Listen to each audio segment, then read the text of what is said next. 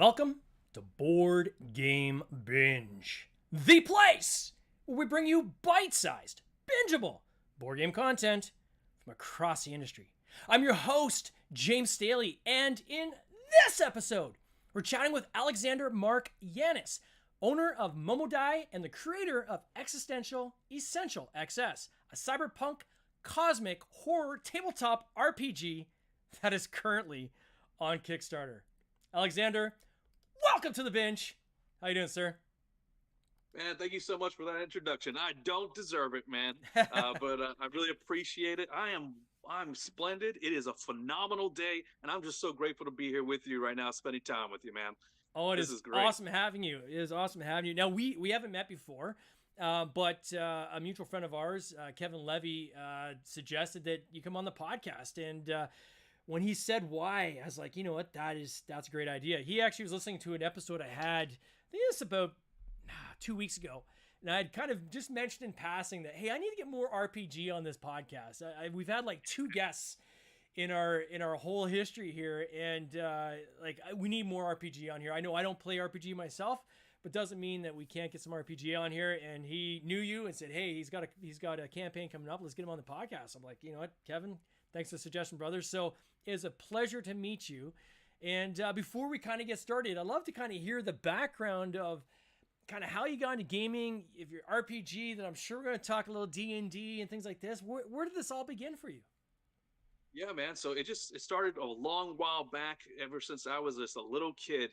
The thing that got us together was always board games and role playing. It's anything tabletop. You throw a card at us. I even remember.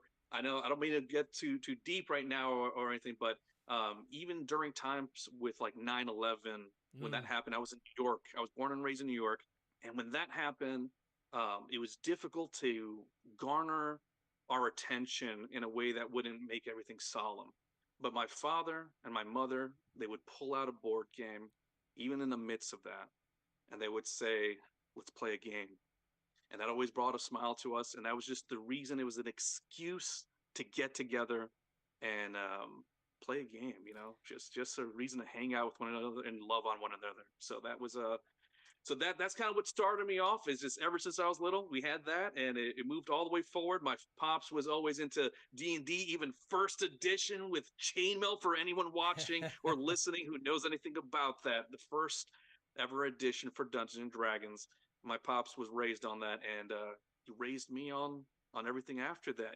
That's Not crazy. just role playing, Yeah, everything. when you say, first of all, I was just in New York City like this past week. I was there for 2 days. Went down there with my kid, and we went and saw a couple Broadway shows. And I'd been there a couple times before, but never, always with business, never did the touristy stuff. So we had a chance to do the Statue of Liberty, and of course we went down, paid our respects at the 9/11 memorial, and just a couple times I just kind of paused and said, wow, like, I'm from Canada, and I remember at the time, everyone remembers where they were at that time.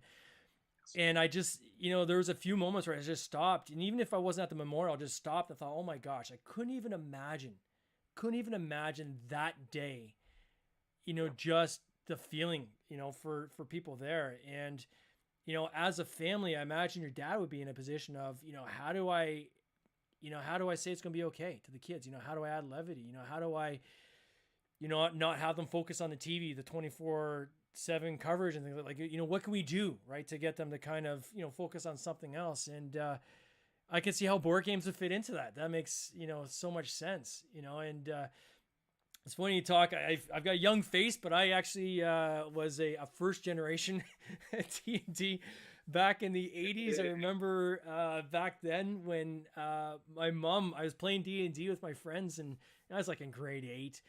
And I remember having the talk with my mom, and she's like, hey, I've been listening to the radio and watching TV, and I just want to make sure you're okay. Because I've heard there's a lot of troubled kids in this game, and I just want to make sure you're not going to harm yourself.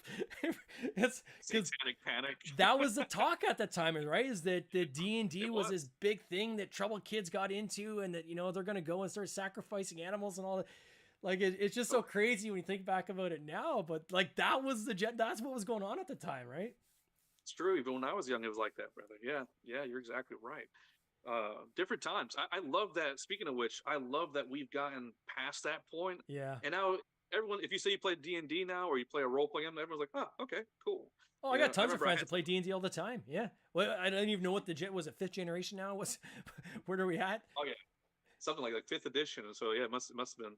But yeah, I just remember a time when and this is really bad, but this was like the misfits and I would go into like the basements, if you will, or the other apartments, Yeah. and we would, because it wasn't really exactly acceptable at that point yet Sure. to be, and then I would hang out with everybody else at school. Everyone thought I was like chilling with the popular kids and everything like that. But as soon as school was over, I was like, it's time to be with my people, the nerds, because that's really where my heart always was, man.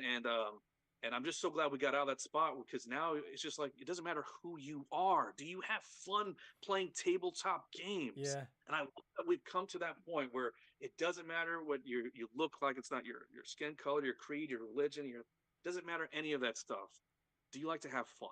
Let's try out some Dungeons and Dragons, baby. I think pop culture has probably brought a lot, has really helped with this, right? So if I look at like, in the best analogy I can give is like Glee, right? So Glee for singing and performing was huge, right? Like before then, it your geeks and kind of like not the popular kids would do that kind of stuff, and then it did a full cultural switch, right? Where now the popular kids are all singing, and and I look at D&D, and even look at most recently, what's the TV show with the from the 80s with the kids with the 80s, with the upside down. Stranger Things, yeah. Yeah, Stranger Things, yeah, and they got D&D in it, right? And I even think things like that really help kind of build the culture around this and really kind of flip it and say, okay, well, what is this? Maybe this isn't something that's, maybe there's some nostalgia there, or maybe it's just something I want to check out now. I'm seeing it on a TV show as well. So certainly it hasn't slowed down. And I think what is cool is that RPG is not just D&D anymore, right? RPG has gone so many different directions. Is great. Like we had somebody on the podcast, this is I think 2 years ago, their RPG was about bugs. Like so cool. You were playing an insect, right? Yeah. In a bug kingdom. Like if you could think of it, there's an RPG story there. So I think that's so cool that you've been able to kind of take that world and kind of explore it and so forth. So have you been like involved in like the conventions and things like that? Like I know Kevin, he met, I think he mentioned that you guys met at like Proto-ATL or one of these. Or... So that was one of my first actual conventions that I went to, Proto-ATL. Yeah. I went there and I met Kevin there, and I was so lucky to find him because, I was lost in the sea of talent. It was just like all these people with actual like fully fleshed out games that were phenomenal. And you could tell, as you know, this guy's an engineer. So his game is just like very technical, but at the same time intuitive. And he just found a nice little sweet spot. And here I am with like, a board game I made in about a month and a half because I couldn't bring my role-playing game per some wisdom that was granted to me. So I had to come in with a board game. So I made one up for, in a month and a half. And so that's what Kevin got to see for the first time. And I'm just so glad that, how'd you find the experience? So you create is it like coming in with a board game that, again, 1 month ahead of time, and you're going to like, how was the reception? Was it a shell shock for you, or how did it feel? I couldn't believe how positive it was, brother. Like seriously, it was. Because like I said, it was a month and a half. So here I'm thinking, I'm like, I gave it my all. I've never worked on a board game before. I don't know what, because I had like mats that I created. Yeah. It was like a mecha game simulator where every character, every player plays as a different role. So someone's like a pilot for the mecha, and you saw everything through like a first person view mat. And so it was very unique and different. So I didn't know what the reception was going to be like.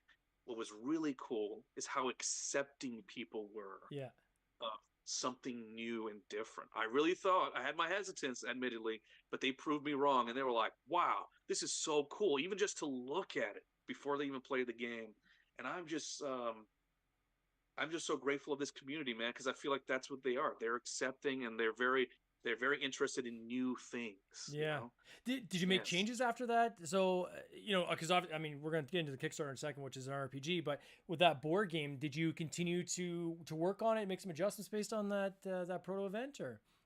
So actually, it was literally only meant to be played for the convention, but people were telling me, when does it come out for Kickstarter? I was like, it's not an actual game. It was literally made just for this experience. But they were telling me, they're like, if you just make this adjustment here, Yeah. a little bit there, you could sell the game. You could even, I'll get you in contact with people. I was like, oh my goodness, this is overwhelming. You guys are so kind. It was so kind. Oh, that is But awesome. it was an amazing, like I said, a tremendous experience that I didn't really expect at all. And everybody was just so welcoming. And I need to go again. You're making me want to go again. Oh, for I'm not sure. having a miss this year. With so and I think we are just talking off air. There's I think you said there's another one coming up, which is more focused on RPG. How do those Yes. conventions kind of differ? Like, how is someone's because there's a longer playtime, I think, with RPG, and so demoing. Like, I'm just wondering how that works. I just personally, I don't know. I've never experienced that. How do you go through kind of the demo of the RPG? Is it kind of one round? Is it kind of one battle? How do you go about that? Now that's a great question because I've never done it before. But the truth of the matter is, this is what the guy told me, at least at the convention. Yeah. He told me that what's going to happen is you're going to have a 2 hour slot that you can go into the gaming room for. I'm going to be at a booth outside of the gaming room as a vendor to basically, pitch things there for the game. But the focal point's really going to be that 2 hour time slot. You got to make it work. He said, I don't care if you make it into two separate sessions, one session, four sessions, or just time to talk after the session. He said, you do what you will with those 2 hours. It is your time to pitch the game in a way that people can interact with. So that's going to be my attempts. I'm going to have those 2 hours every single day that I'm gaming, and then the rest of it's going to be at that booth, kind of pitching the game to people and stuff like that. So that's what he told me thus far. And will it be Yeah, Existential Essential, or is it going to be something else you're going to be demoing? it's going to be Existential Essential, and also my friend, he's amazing. His name is Andrew De La Cruz of Monster Games. He has some stuff that he wants me to showcase over there, Oh, which is wow. going to be a surprise. And I'm going to go promote his work as well because this guy has talent and I love his stuff. And he is such a kind hearted soul. He deserves to be shown out there, and he will. He will. You just give that time. That's cool. Yeah, so those are the two games, Existential Essential and whatever we're promoting over there. So where did the idea for Existential Essential come from? Like, how did you come up with this idea? When did this idea start? So Existential Essential actually formulated in my head only after something pretty tragic actually. So I had an amazing friend. He's a war vet, right? Mm. And he always knew that I was into nerdy stuff, and we'd always talk nerdy stuff, even as kids before he went into the military a long while back. And he always told me, he said, "What are you doing GMing games? What are you doing playing board games?" He said, "You should be making these things." He's like, "I'm going to have a local podcast, and I would be honored to have you on my podcast once you do make a game." And that was one of the last things I remember he said to me. And I remember I laughed it off. I didn't take him seriously because, in all honesty, we always joked around about going the next step. Not just playing, making things for people to have fun with. Yeah. And unfortunately, during the pandemic, he passes away. Oh my gosh. And I remember there were some things that he was tremendous at, and that was his laughter, his comedic timing. That's how he dealt with a lot of things he struggled with. And I just remember that I wanted that to be in the game. I wanted to make a game to be in memoriam for him, basically. And so I said it definitely has to be comedic then, so that way it could have that influence of Ronnie McNutt. And then I also wanted to do something he enjoyed a lot, which is whenever we talked about philosophy or psychology, uh, existentialism came up, Mm. and cosmic horror and stuff like that. So I said, you know what, this game has to have cosmic horror in it to also give him kudos. And then I wanted to do something different though and say, let's do a little twist here. What if instead of making it the stereotypical modern day or 1920s cosmic horror, what if we put it in cyberpunk?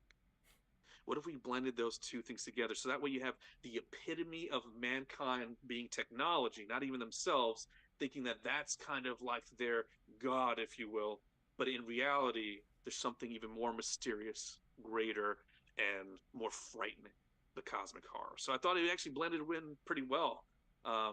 So that's all that to say. That's how I came up with the idea, and I'm very thankful to him. He was the inspiration behind it, Ronnie McNutt, and this one's for him, brother. So And there yeah, was some like when I was reading through I'm going to show the page for those who are watching on the replay or live. And again, I'll put it out there. This, I mean, you funded. It's a small campaign, and that's okay. I think what I'd love to have on kind of as a profile on this podcast, and with the feedback I've had from a lot of people, is they really love the fact that we try to span the range as wide as possible.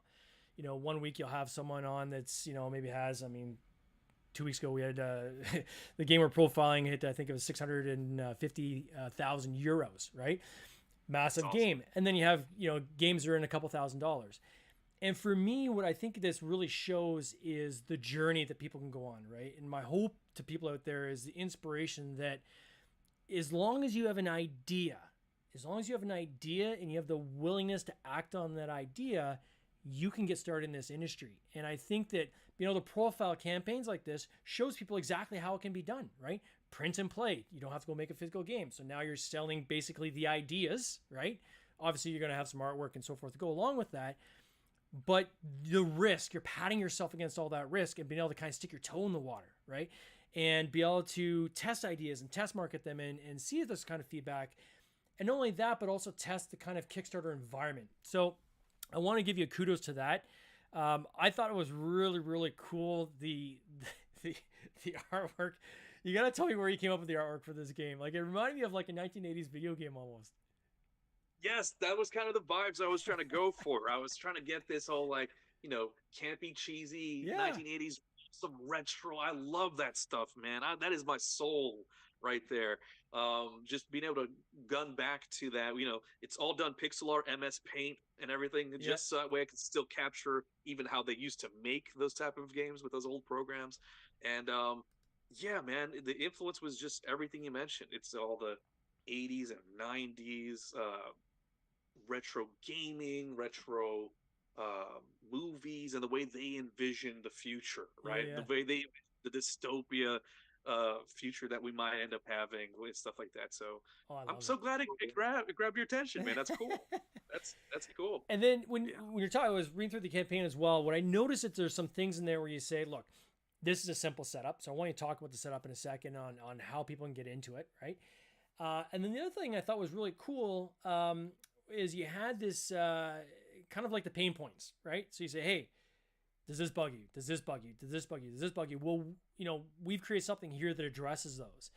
And anytime you're creating any product, period, if you can address the pain points, you have an inherent audience. You're going to be attracted to that thing that you're presenting, right? So let's get into that. So first, talk to me about this kind of how you easily can get into the system.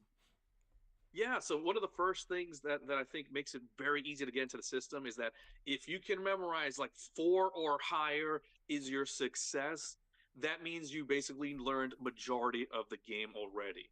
So that's already awesome for a newcomer. So that way you don't have to memorize, well, what does 18 dexterity mean? It actually means a +4 to your roll. And then you have to ask, why? That makes no sense. Why does an 18 a +4? None of that stuff going on here. What you see is you take a die, you roll it, you roll a 4 or higher, you succeed. You roll a 9 or higher, it's even better. So that's it. That's the whole game. I just basically tossed to you right there as far as the system goes. So newcomers can just feel like I'm just jumping in and just having as much fun as I possibly can with it. So that's just one of the things that makes the game, I think, attractive to a newcomer.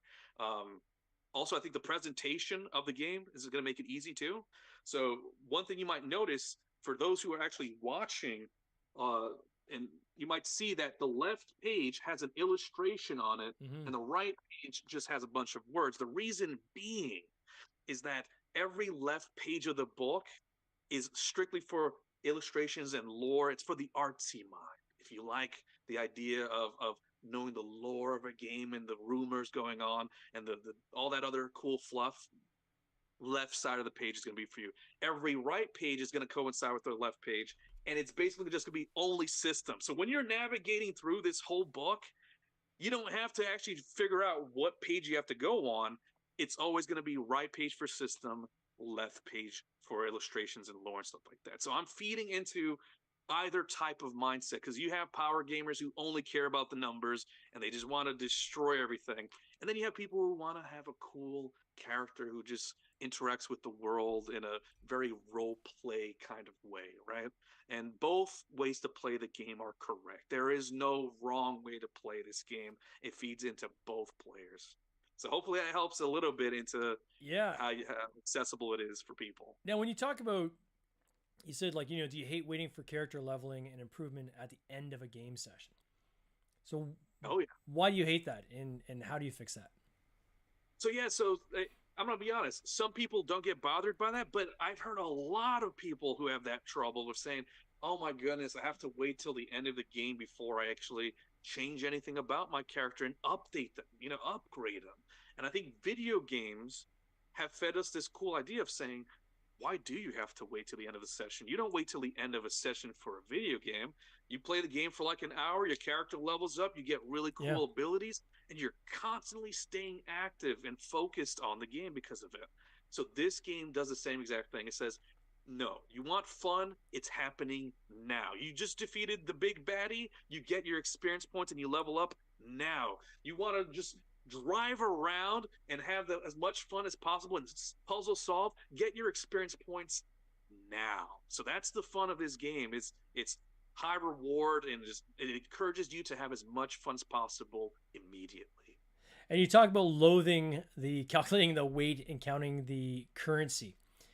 So is this Oh yeah. something that you've run into that's been a bit of a thorn in your side when you're playing RPGs? So I'll say this. So I personally didn't mind it all too much as a player, but Yeah. what I noticed is, once again, other people would tell me, and they'll say, "Oh my goodness, we don't even have enough room for this. I don't think. Let me check my weight cost and my weight limit." And they'll have to multiply their strength times like 3, and they'll have to do all this math behind it. Don't get me wrong, I'm a fan of math. That's why I made this. That's one of the reasons I made this game. I actually enjoy that process of die probabilities and all that stuff. But the truth of the matter is this: that's not every player. Most players want to jump in the game and just say, all right, I picked up this item, I'm going to have it just attached to myself. So what I did, once again, is I got influenced by outside sources, other board games and video games that say, why are you counting your weight? Why not just put it into an equipment slot instead? Yeah. And then your character has that equipment piece. That just makes so much more sense for the idea of a role playing game where the idea behind it is just for you to be immersed into the world. And most people don't count weight while they're carrying stuff. So, And yeah. then you're talking about the hit point countdown. Can you talk a little bit about that as well? Yeah, so that was one thing I wanted to make sure that if this game is going to have horror and psychological elements to it, that you're not just counting down hit points. Instead, you're counting down your like sanity and stuff like that, right? But for the most part, there's no hit points whatsoever. The way this game Hmm. works is that when you get hit, you take a certain amount of damage. It's going to be a number, and all you have to know is you have to roll equal to or higher than the damage that you receive. So if you receive 4 damage, you roll a 4 higher and you're fine, right? If you roll under the damage, you take a wound. You only have 1 wound. You take that another wound after you have a wound, your character's a goner. This game is lethal. I'm telling you, it's crazy. So it's fast paced. It's just about have fun, do the coolest thing now, because you don't know if it's going to be the last moment for your character. It's more. It's not. Sorry. It's less about longevity and more about legacy. How awesome was your character in the moment? How. And that was always the case with role playing games. And I wanted to encapsulate that, because whenever we play a role playing game, sometimes you play for like 6 hours back in the day when I Yeah. was a kid and what have you. And you feel like a lot of that time you were just meandering. And then you would just have like these awesome moments scattered throughout. And you kind of had to wait for them. This game is not about that. This game is about having fun now. And then what So about the yeah. turn based? So you're talking as well about like turn based um, issues, right? Like with other games are more turn based, and you kind of approach things a little bit different. Yeah, so for example, even movement. So one problem with Mm. movement in pretty much anything turn-based, it's difficult to simulate the concept that really you're not taking turns in real life, right? So if you're driving a car, Do you really have to wait for someone else to drive the car, right? And if you're faster than someone, are you always faster than someone, or do you slow down eventually because you run out of stamina? So instead of trying to make a very complicated system behind that, all I did was this. I said, you move 3 spaces flat, like a board game, right? Everyone does, with the exception that if you take your die and you roll that 4 or higher, you can move an additional space. And Hmm. every 5 numbers over that, you move an additional space. So you never know how fast you're going to move that turn. It's going to allow for cinematic scenes, because that's one thing you sometimes don't get when you're playing other role playing games that are mainstream. It's basically just like, my character moves 60 feet this turn, and I move 30 feet faster than you. You can't catch me. And it's like, no, that doesn't exist here.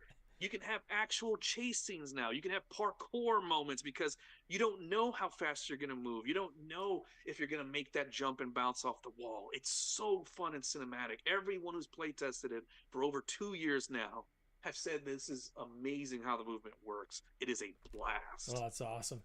We were saying like just for one air, I said, "Hey, I don't play RPG," and you're like, "Oh, I'm gonna convert you, man. I'm gonna convert you." How do you convert somebody? So how do you get someone that's maybe in the industry, and obviously if they're listening to this podcast, they're in the industry, but aren't necessarily playing RPGs. What do you say to somebody like that? How do you get them to kind of get in and experiment with it? I'll say this: find somebody who is going to play the game as if it were a board game. So that is always the way that Hmm. I pitch this to people who haven't played role playing games before. There were a plethora of them, let me tell you, and I love that because it gets me excited. And I say I get to introduce you to the reason why people love role playing games. And so what I do is I kind of toss a little bit of the role playing game elements aside, and I say, let's play this like a board game. Here's a scenario.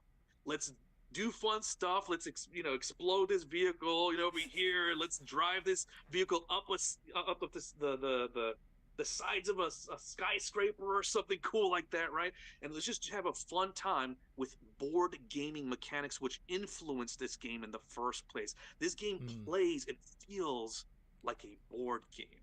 And so that's how I think you can lure people in, which is basically to say, hey, look, the truth of the matter is role playing games are board games at their core. Yeah. Gary Gygax, who founded Dungeons and Dragons, was a board gamer initially, a tabletop board gamer. And he says, what if we just take it a step further and add role playing elements to it? So, my advice to anybody listening here, or even you yourself who wants to get into a cool role playing game like Existential Essential, I hope you try it one day. Maybe not, would be play it as if it were a board game. And then you get to actually determine if the game is actually fun or not, because hopefully the system itself stands the test of time and you will enjoy it as a board game. And then from then on, once you get comfortable, then you can start talking in funny voices and do, dress up or whatever. That stuff comes later. Yeah. Just play like a board game first. That's a good Have point. fun.